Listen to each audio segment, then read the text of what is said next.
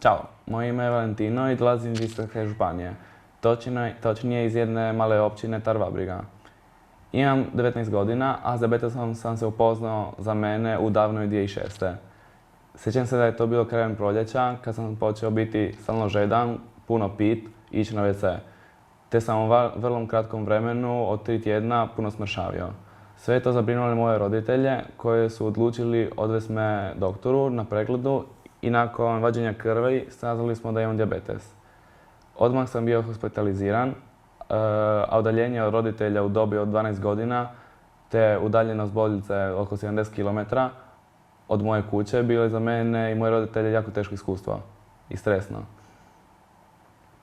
Na početku mi je bilo jako teško jer sam morao davati 4 puta na dan injekcije i mjeri šećer i tako dalje, ali ipak sam se na to privikao nekako. Došlo je vrijeme škole i naravno da sam bio u centru pažnje. Svi smo me svašta pitali, svima sam morao isto ponavljati i objašnjavati, ali nisu baš to odmah htjeli prihvatiti jer valjda nisu to mogli ni razumjeti. Srećom, to je jako kratko trajalo, sve se vratilo u normalu, čak i bolje. Zaboravio sam svoju sramežljivost i kao osoba sam se jako puno otvorio. Zahvaljujući Hrvatski savez dijabetičkih udruga, pružila mi se prilika te da prvi put od kad sam bolovao od dijabetesa išao samostalno bez pratnje roditelja u kamp koji se tada održavao na Velom Lošinju. To je bilo fenomenalno iskustvo.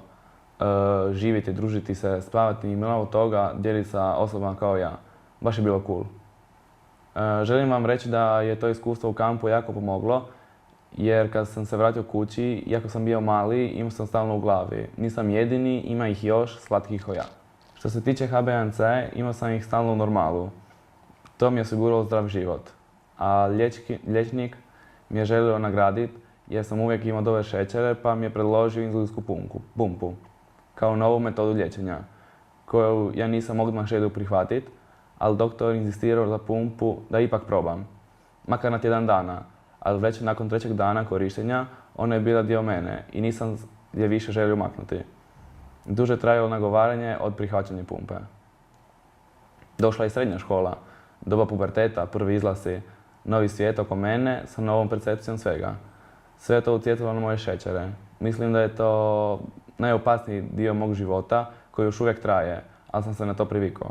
Na početku nisam znao kako će ti svi faktori utjecati na moj dijabetes i prilikom pružanja bilo kakve aktivnosti, najprije sam morao pažljivo razmišljati o mogućim komplikacijama. Ovdje sam shvatio kako je jako bitno da svi ljudi, bez obzira da li boluju ili ne, razumiju što je to dijabetes. To me motiviralo i zato sam počeo aktivno sudjelovati u kongresima i dijabetičkim kampima unutar i van Republike Hrvatske. Kako bi mogao razmijeniti moje iskustva sa ostalima, obogatiti sebe i druge. Za kraj vam želim reći, zajedno smo jači i slađi. Non vergognarti che hai il diabete. In Croazia ci sono molte associazioni che ti possono aiutare. Non è importante se il colore della pelle o che lingua che parli. Unisciti a noi e tutto sarà più facile, l'unione fa la forza.